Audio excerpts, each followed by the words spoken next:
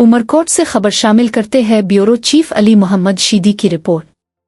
रुकन सिंध असेंबली राना हमीर सिंह सौधो ने Gausiya guest house Umarkot में सेव दी लाइव्स फाउंडेशन और department of empowerment of persons ओदे डिसेबल्टीज हुकूमत सिंध के इश्तराक से मुनक़िदा खुसूसी तकरीब में बतौर मेहमान खुसूसी शिरकत की, जहां जिला उमरकोट के 160 मुस्तहिक खुसूसी अफराद में व्हील चेयर्स, ट्राईसाइकिल्स, वॉकर्स, बैसाखियाँ, किरचेज और दीगर मुआविनती आलात तकसीम किए गए।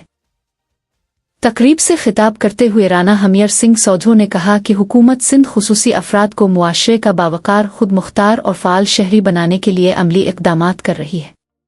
उन्होंने कहा कि खुसूसी अफराद की बहाली, तालीम, रोज़गार और बुनियादी सहूलियात की फराहमी हुकूमत सिंध की अव्वलीन तरजीहात में शामिल है, जबकि ऐसे फलाही प्रोग्राम उनकी ज़िंदगियों में मुस्बत तब्दीली लाने में अहम किरदार अदा कर रहे हैं।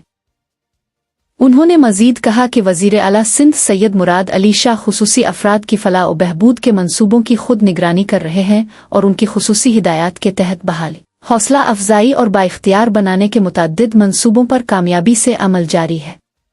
राना हमीर सिंह सौधो ने कहा कि खुसूसी अफराद की खिदमत सिर्फ एक समाजी जिम्मेदारी नहीं बल्कि कौमी फरीज़ा भी है।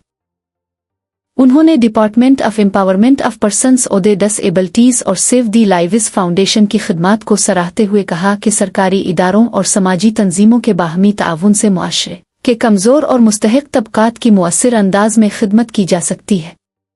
इस मौके पर सेव दी लाइव्स फाउंडेशन के chief executive officer Kanhaiya Mohan Lal ने शुरका को बताया कि इदारा 2019 से हुकूमत सिंध के ताउन से खुसूसी अफराद की फलाह, बहाली और बाइख्तियार बनाने के मुख्तलिफ मंसूबों पर काम कर रहा है।